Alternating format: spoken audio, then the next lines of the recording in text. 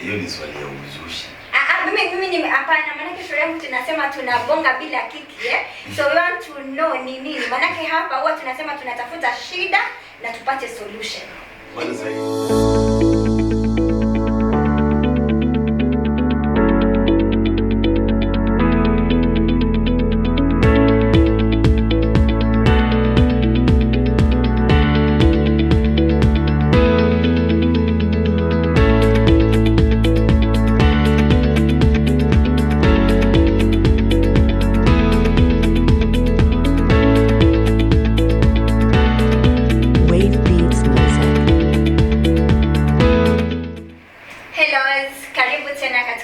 Tubonge Bila Kiki. Yani it's all about business, about relationships, about healing na reconciliation.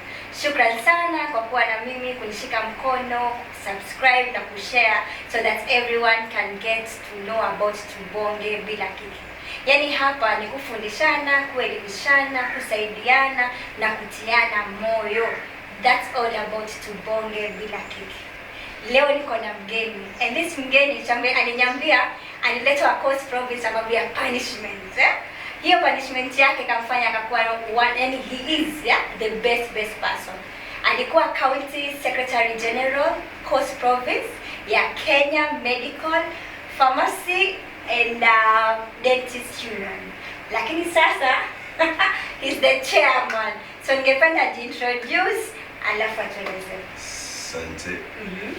Mimi tu Abidan Mwachi. Wale tunafanya nao kazi na ndio kama daktari. Lakini siku hizi napenda kuitwa chairman. By profession I'm a doctor. To narrow it down, I'm a surgeon, general surgeon and laparoscopic surgeon. Keen interest na kitu inaitwa bariatric surgery. So ukisikia weight loss, break a balloon, and those are things they do professionally. So Abidan Mwachi is a man in the street. He's a common man in the street who, as you've said, nilitoa hapa na serikali 2011. Hiyo wakati ilikuwa ni kama we had led a strike because we were protesting about delay in posting of internship at that time. I was a student-led advisor to Nairobi, so I was expected to go to Magathi, lakini kwa sababu ya fujo nikapata pwani, like fish in water. I'm swimming now. Other than that, father to lovely boys and a really good man.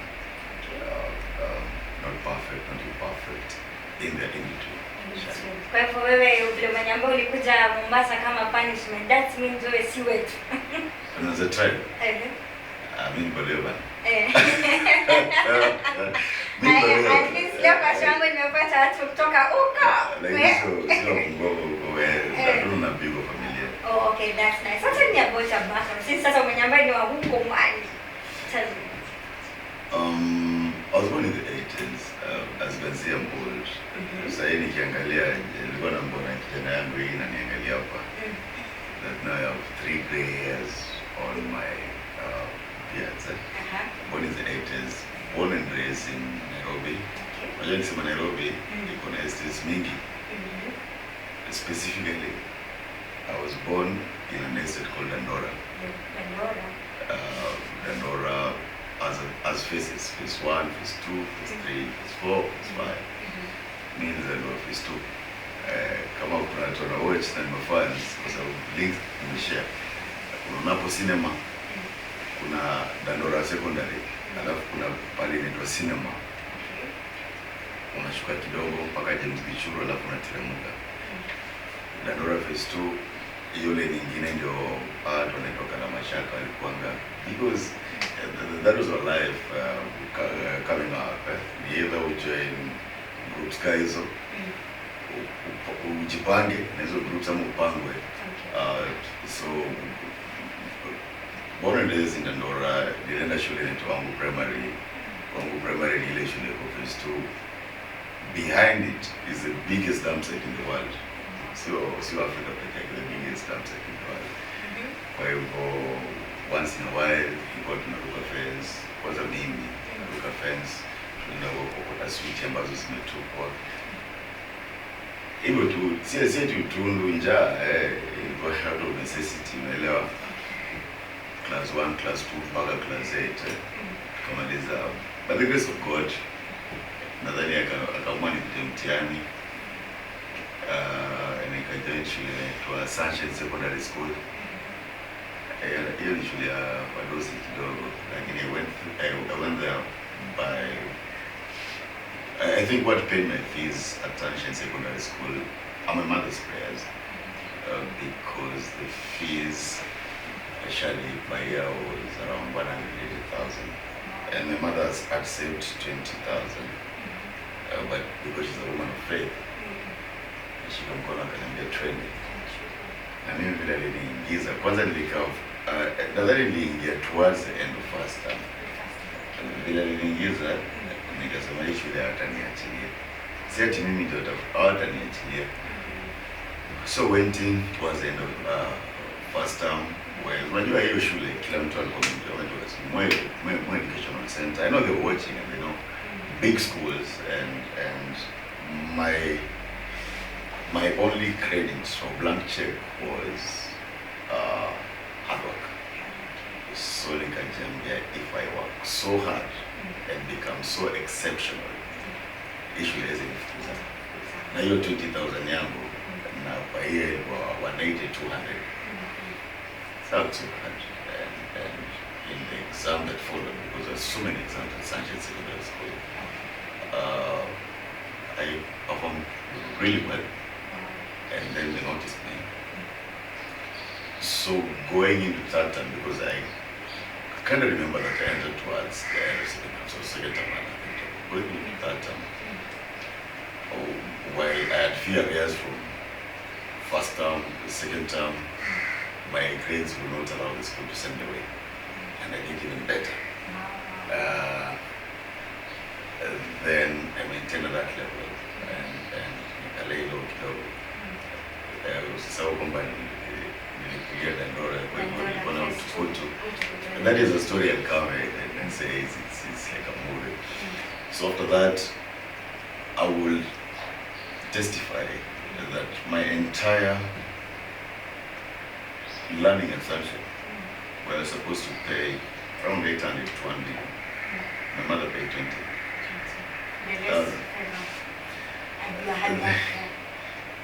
The rest I think was favor. Hard work, everyone works hard. But you know, when you work hard in the city stars, you should not link it to yourself. Because mbona wale wengine wanawaka hard, because wengine wanawaka hard kushinda. But they're not getting the results that you're getting, and I was there at Sunshine, class prefect, all through.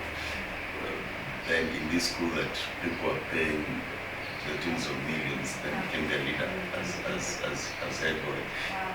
That is not arrogance, it's favor. And then now, if you want to know that it's really favor, going back towards where I grew up in Dandora, Bangu Primary School.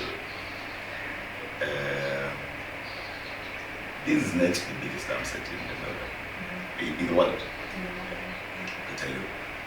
And most of the classmates I had are either shot. No, I'll say most of them. By most I mean more than half. Wamekufa, dead. So ile kitu inawagawanyisha ni waliuliwa na nini. Kuna wale waliuliwa na mkuki, kuna wale waliuliwa na panga, kuna wale waliuliwa na kuchoma na tire, kuna wale waliuliwa na risasi. Na ridhe. So kina Sugu, nani, kina Lantois.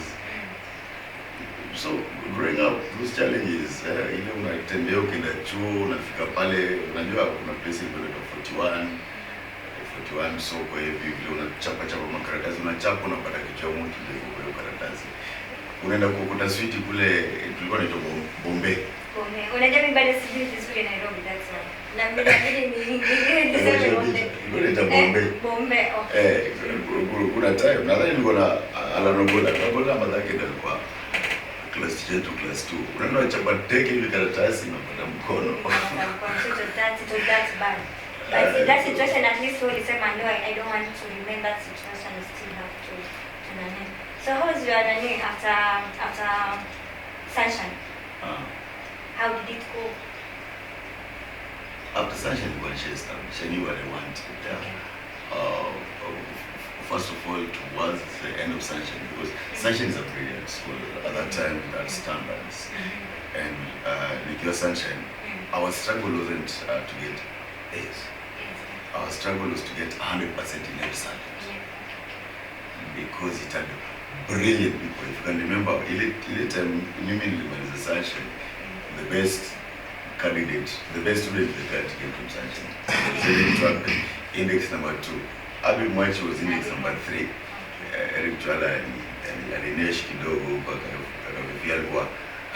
alikuwa number 70.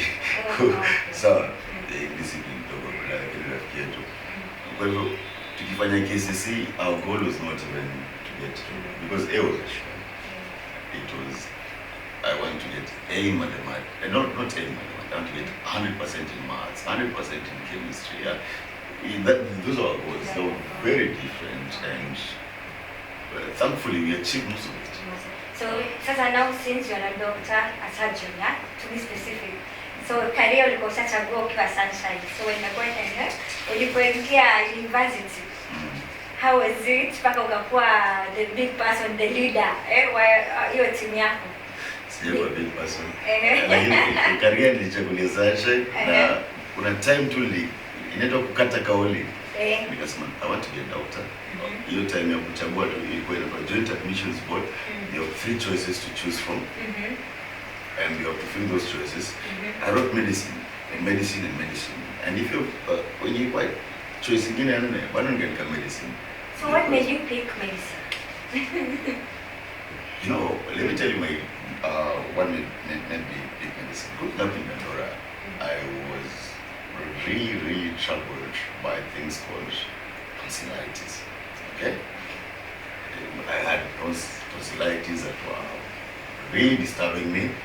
Na mother alikuwa ananipeleka dispensary nyingine hapo 41 kuna soko ya City Council, alafu nyuma kuna dispensary. Nilikuwa napanga line hapo kama 6 hours ndio nurse. So daktari hakuna daktari akudunga sindano ndio pungwe. Hiyo time zimefura, unaenda na mkebe teromate, alafu zinakuja kila mwaka. Inafika time mother akasema hata na time wacha tuende kwa place nene kwa Pharmacists. Pharmacists sasa ni Orioba. Orioba pale Nairobi.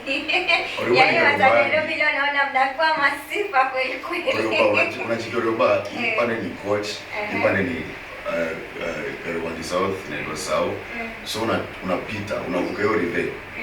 Ukienda hiyo pande nikaenda pande ya nini Wadosi huko. So unaturn right. Utapata Catholic Church hapo. Kuna dispensary hapo. At least pale alikuwa wanachapana shindano la karate. Lakini una train. So unatembea nayo fiwa yako mpaka huko. Unachapa sindano zako. Madhako sasa kusi, madha alikuwa job hapo City Council phase 1 hiyo soko hapo. So tukishatembea naye mpaka hiyo soko City Council ndio mwacha ile job. Ninaendelea kutrain. Niko class 7. Nenda na dunga sindano ya matatu narudi tembea, lakini narudi kifilipwa. Nikienda nimechapa, nikirudi na filipwa nisema sikiza, I think I want to be part of this profession, ostensibly to lessen people's pains.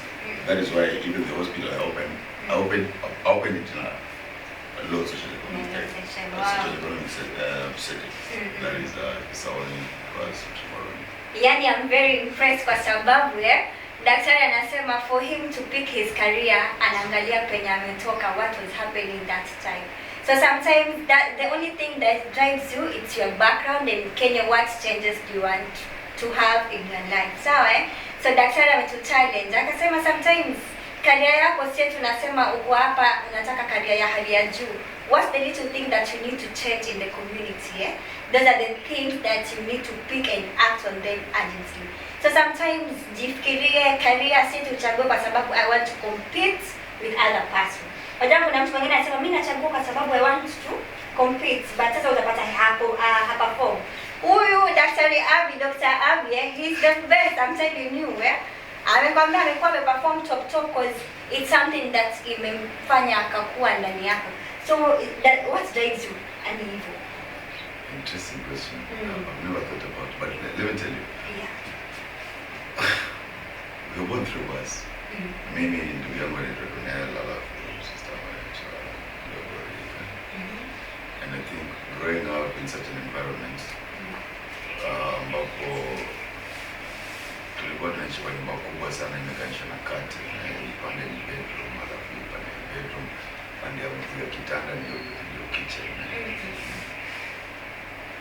What I think what inspired me is exact same thing that inspired my brother and inspired my sister. It's called the fear of failure. That's number one. And in within that fear of failure, there was something that was pushing us forward. And it was us looking at how our mother was working hard. Our mother was the breadwinner of the family. Nikisema breadwinner, nadhani alikuwa anaita mkate ilikuwanga, so nasema breadwinner as a figure of speech. Mkate ilikuwa inakuja kama Christmas ama kama tunaenda kutembelea watu. So, but seeing how hard she was working, how focused she was working, and looking at where we are, and the discipline she's instilling in us. Hey, watch out. Chapo bwana, Chapo mkonde. We told ourselves that do we want our children to struggle the way we struggle under our mother? And let me just give you a scenario. Have you ever woken up, asubuhi unaamka asubuhi unaenda inafanya ndio wangu. Sinafaa kunywa chai, sio kuna kunywa chai. Kulikuwa na scenario tofauti. Unajua kina babrona zile utaangalia kuna chai, hakuna sukari, kuna majani. Sawa, hiyo ni sawa kwa sababu majani ndio kwa maji. Nimesema chai. Bila sukari mtaje. Sio kwa sawa, alafu of course kama mkazi unaendelea kuna sio so unaona bado unacheza ball unarudi jioni. Alafu kuna ile time kuna majani. Kuna scenario ya pili ya tatu, hiyo time kuna majani na mtu anapata Emily mother. Ameka sukari kwa sufuria. Amekaranga mpaka imekuwa black, alafu anaweka maji ala inakuwa chai. Sawa. Kuna time nyingine za hiyo mafuta, kuna sukari, kuna majani sio. Tunapata tumia hata nini kuni Nairobi na Dora. So again tema naiba na tige nini kuna moshi hapa ganga ni hivyo. So ukigrow nini kayo nichekela na manaiba sio bongo nichekela na baraje kila na wacha hapa ni mshitamu sai. When you grow up in such an environment, the fear of failure is your primary motivation. You don't want to be in that situation. So whatever you will be able to do to climb those stairs, you will. You will. Fear of failure. Yeah, at least nimelearn. So everything kama unaogopa kufail lazima you work hard.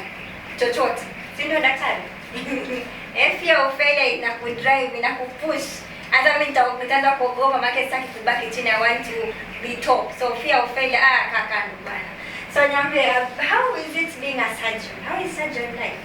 Do you enjoy it? I'm sure you love it. Lakini unikisha katakata mtu usiku how do you sleep? Unaogopaje?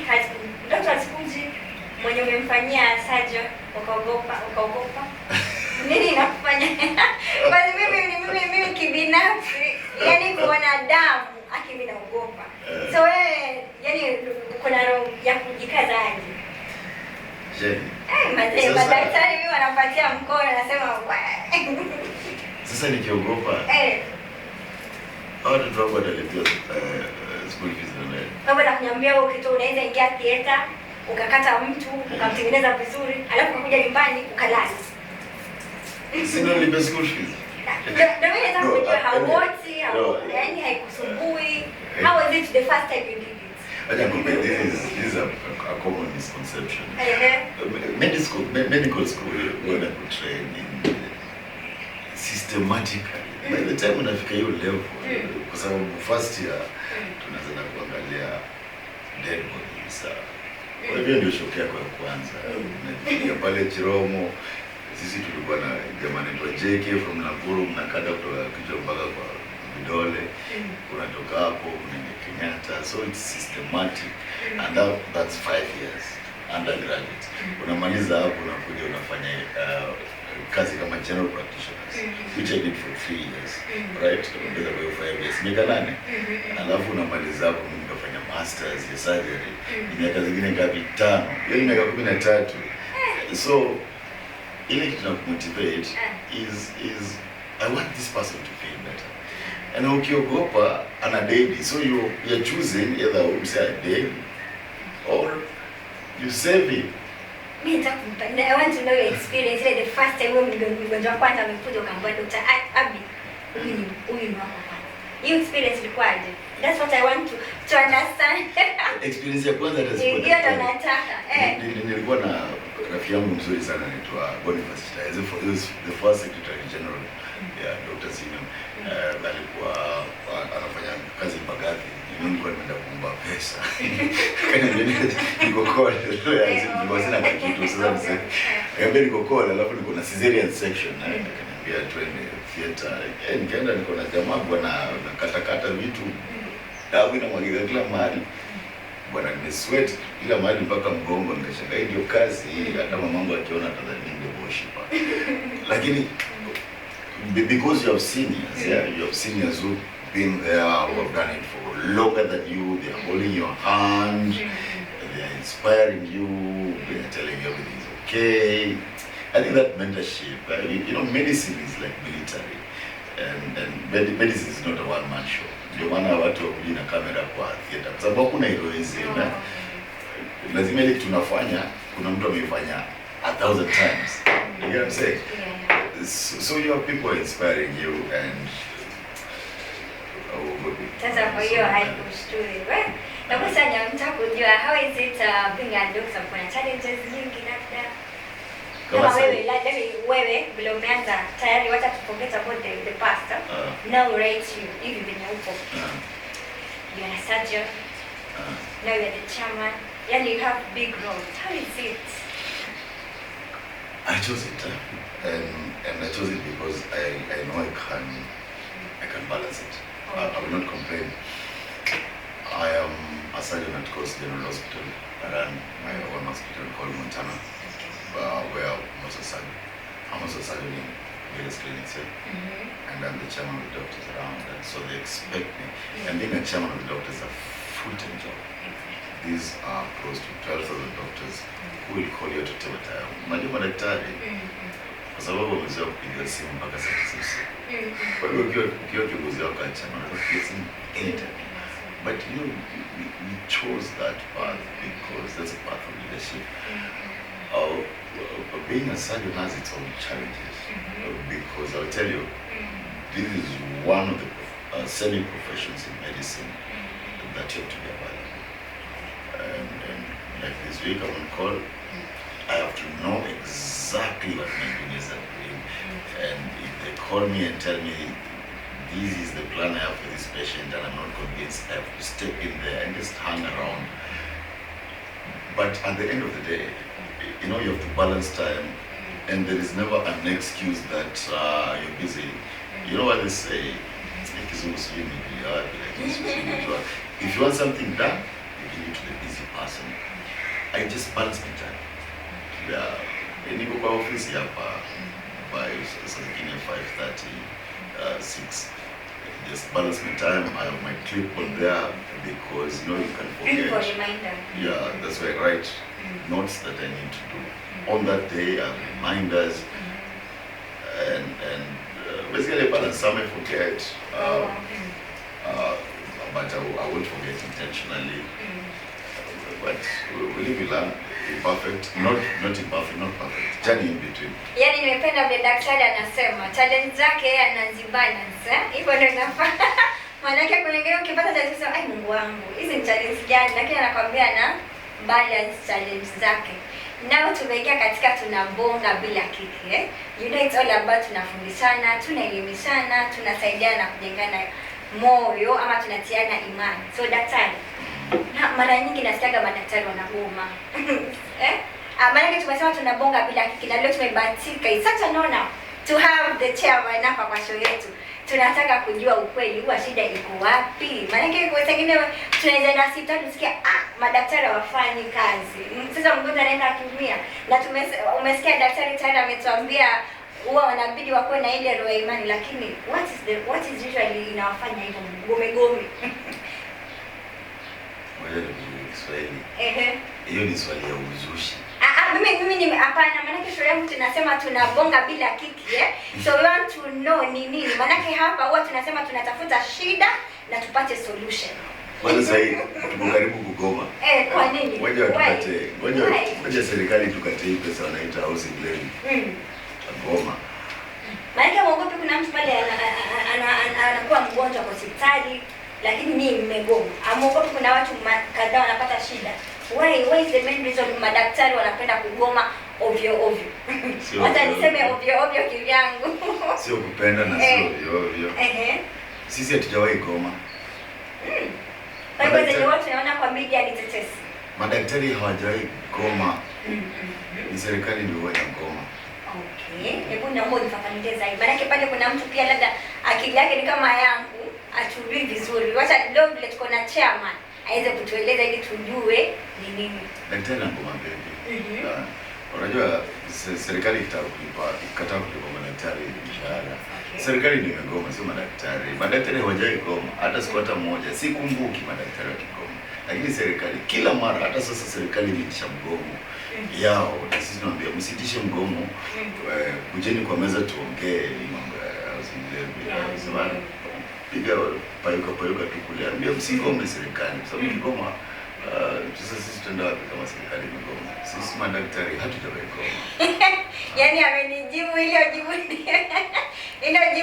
limeingia, si madaktari ni serikali na tumebonga bila kiki. Kwa hivyo ukisikia siku moja daktari anakuambia ati madaktari wamegoma, tumebonga bila kiki, si madaktari. Madaktari wako vizuri, ni serikali. Hiyo nimefurahi. So nataka uniambie what was the lowest moment in your career?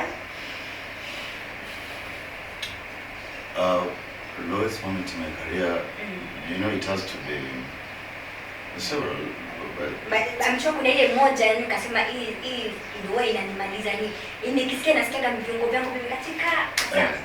When I was starting up, this child, nikiwa intern, alikuwa ni watoto, unajua at that time unataka kusema kila mtu kwa sababu hivi ndio mwana zile medical nini zinafanya. Zile medical series pia zinafanya na unamconvince kimbia ukiharakisha kusonga huko, then things will move and then you save lives. Then there is a child that I did everything and I remember until today. And 7 days in the ward, first thing, lost his eyesight. 4 days later died. And I think I thought about it for long. I didn't do a phrase that I called, and I think I've written so many articles using this article, diminishing petals. When I write that, I think about that girl, and I think that affected me, and my empathy towards patients. It affected me a great extent. You go internship for a break, and then that particular one, you find it for a break, because you know, I've never been used to someone dying in my hands. You get it? Diminishing petals. I will remember that. And you picha ukikumbuka nasikia like I feel like the highest good moment and nikasema this is wow. Nikimaliza exam yangu ya master sasa nafanya masters zingine mbili nataka kuongezea na graduate December. Lakini masters ya surgery nilisikia fiti. Hiyo ya surgery. Kwa hiyo nilisikia the moment nikasema nimemaliza. Nilipata message nikidrive hapa nje kwa Malindi Road. Nikatoa gari kwanza kando ya barabara, nilikuwa na maji ile sparkling kidogo, nikafanya nilisikia tu mzuri, nikapiga mwanangu nikamwambia sikiza, chakua daktari mkubwa. Wow. Hiyo lazima mtu anasema nimefurahi. Sasa nataka uniambie being the chairman. Utaambia ni madaktari wenzako. How is it? Utaambia utaita kuelezea vipi madaktari wenzako? Yaani kuatia moyo like the chairman. First of all, what I always want to tell them is this is a position of extraordinary privilege, and I've never taken it for granted that they chose me and put their trust on me. Against so many other able candidates, and some even senior than me. I don't know how my message reverberated with them, but they chose me to be a chairman. And that is a position of trust that I'm not willing to let down. At this particular point in time, in the life cycle of doctors, I think we're facing the most serious challenges, and I would say that we are almost like a crossroads, where there's so much at stake. Interns are not being deployed on time, and those ones who are being deployed are not being paid on time, and it's erratic. Wale wanalipwa, kuna wengine bado wanakuja. Leave alone that. We have 47 different counties, and then unaongeza national government, so you have 47 different units. Kitambo tulikuwa na serikali moja, sasa ni 47 different units. Kila county inajifanya kuna priority zake, wanajitia hapo nazo, sawa, and unajipata kuna counties zingine which are doing very poorly in terms of motivating my doctors, and not even motivating, like just normal job skill. Unajua ukifanya kazi kuna reason mbona umejoin civil service, ndio ukiangalia kama Kilifi, ukiangalia kama Embu, ukiangalia kama Meru, watu wamekaa, yani it's like there's nothing that's happening. Kitambo kwa hapo Mombasa mishahara ilikuwa na tatu miezi nne. What I'll tell them is the team that you chose to be in office is completely empathetic about your situation, and you can see that you're sorting it one step at a time. We will not grandstand or shout on high pedestals, but the team that you chose to lead you, and I being the chairman, will get the job done. Because as I told you when you're campaigning, it's time. It's time to sort it. And I will not waver, hesitate, right? There will be no ifs and buts. All things that you said should be done, I will do everything that is humanly possible to get it done. If I fail, I'll fail while trying. That was deep. Madaktari, chairman amesema. Nataka kujua what's the secret of being Dr. Aki. What is your secret? Being you. Secret yako ni gani? Yani kustick bado kwa Abi. What makes you unique? What makes you yani being wewe? Maana sasa hiyo muongea maneno yani imetoka like mazee huyu ni daktari yani. Yani that's what I want to know. What's the secret of being you? Maana umeongea kwa upole lakini message imefika. Unajua kuna mtu anakuwa anaweza kuwa anaongea lakini anaongea na uoga lakini anajifanya mkali. Lakini wewe umeongea kwa very nani lakini message imekuwa clear, very imeingia ni kwenye wanaelewa, mtu anaelewa. Yes. Mimi nimekusoma sasa. Sasa sijui what is your secret. Maana nimesema according to what nimeona amepeana message kwa madaktari wenzake. So what makes you yani what's your secret being? Learning from my seniors. And reading a lot of books. They teach you the art of calmness by being assertive, right? And that you don't have to shout on high horses to get things done, but to get things done. Hakuna kitu to come invent, yeah. You know, I'm very, of course I'm not young. I'm in my early hundreds. However,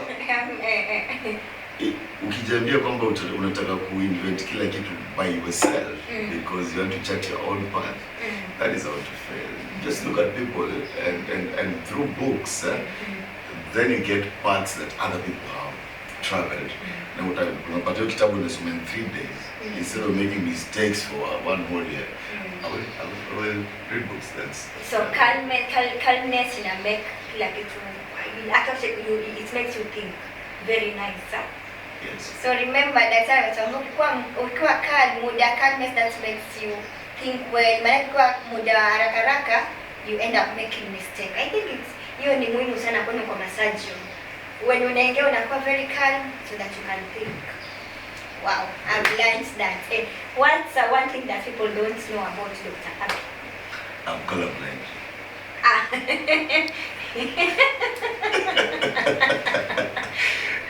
I expect to be colorblind. I expect it for all men wanaume wote hawajui colors. But I think kila mtu nimesema they didn't expect. Kuna one thing, okay, apart from being colorblind, hiyo kila mtu anajua. One thing people don't know about you. Anything. You know, my friends think I'm a rich kid.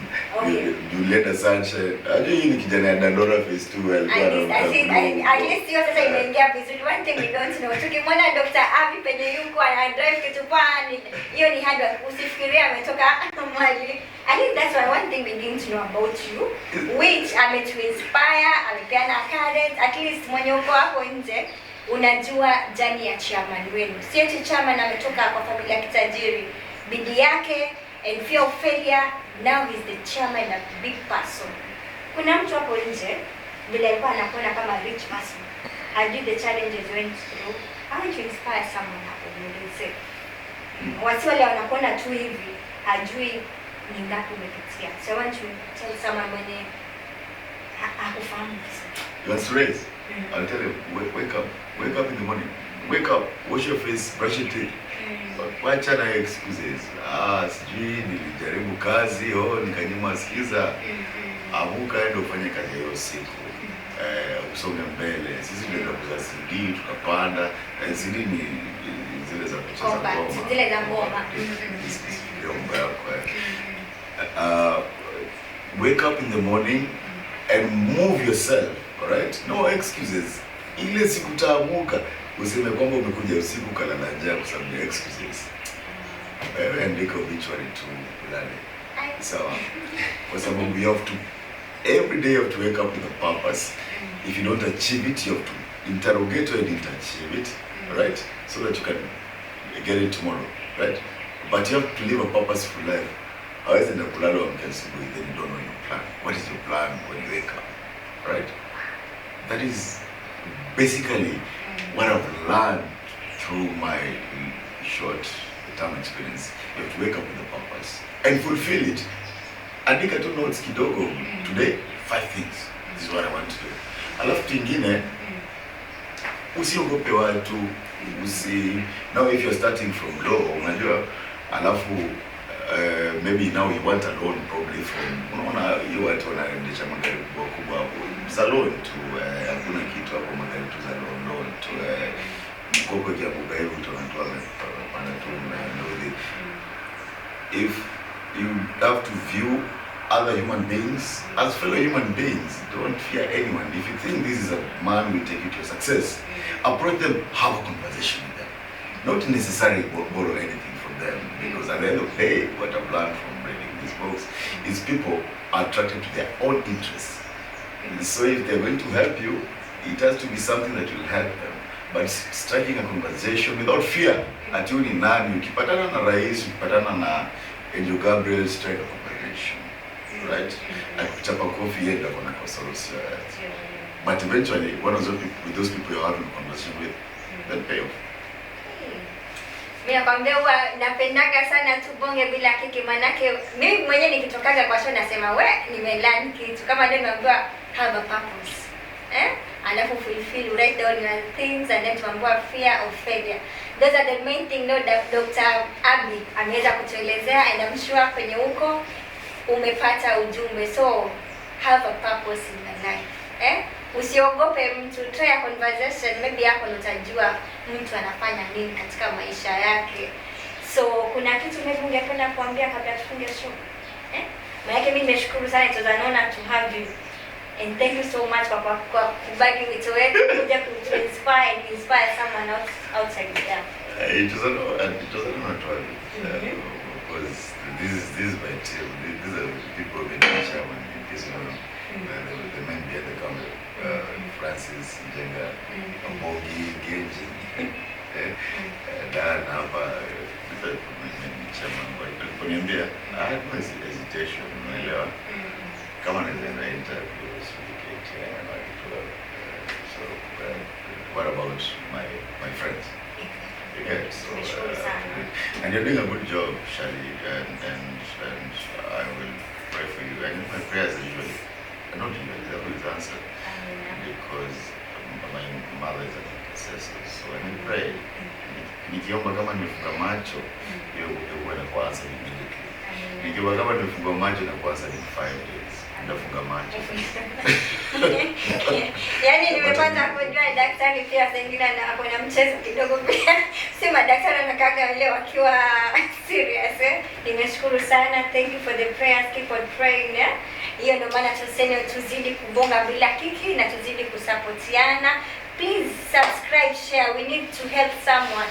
Kuna mtu anataka kuwa daktari hapo nje, usimnyime ujumbe, share with someone so that aweze kujua wapi atafanya, so that he can start. Mabel piga simu 07 29 88 94 92. Kenya needs 30,000 doctors, and you're talking to the future president. Rely 0729 88 94 92. We have so many mentors. We will mentor in every profession. Sina la ziada, daktari ameshamaliza na mmepewa privilege katika show yetu. Yaani show yetu pekee yake ndio daktari amekuja na pia na namba yake, so that aweze kusaidia, uweze kupata mentorship. So you have a problem, a doctor nini, daktari namba yake tutaandikia hapo chini. So thank you so much, keep on subscribing, keep sharing, so that all tukue tunabonga bila kiki. Nawapenda sana, see you in the next episode.